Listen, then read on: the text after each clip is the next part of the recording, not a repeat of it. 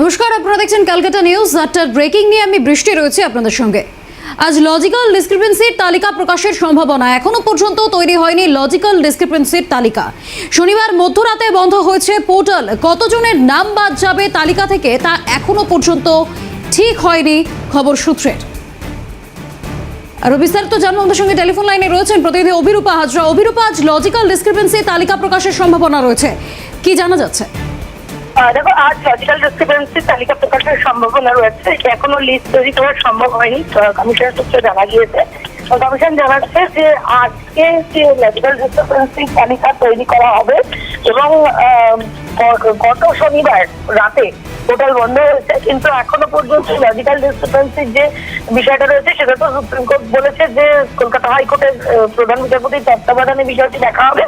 তো সুতরাং লিস্ট তৈরি হলেও সেটা কলকাতা হাইকোর্টের প্রধান বিচারপতির তত্ত্বাবধানেই সেটা সেই নামগুলো আদতে গ্রহণযোগ্যতা পাবে কি পাবে না সেটা ডিসাইড হবে।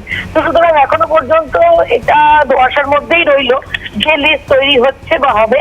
সেই লিস্টের পর আদতে সেই লিস্ট সরাসরি কলকাতা হাইকোর্টের প্রধান বিচারপতির কাছে চলে যাবে, প্রকাশ্যে আসবে কি আসবে না সে ব্যাপারে এখনো স্পষ্ট কোনো ধারণা পাওয়া যায়নি। শুধু লজিক্যাল লিস্ট আজকে বেরোতে পারে এবং সেই লিস্ট অনুযায়ী কলকাতা হাইকোর্ট আগামী দিনে তাদের বিচার প্রক্রিয়া চালিয়ে গিয়ে সুপ্রিম কোর্টের নির্দেশ গাইডলাইন মতো নিয়ে যাবে, এমনটাই ধারণা করা হচ্ছে। বেশ, সঙ্গে থাকো অভিরূপা।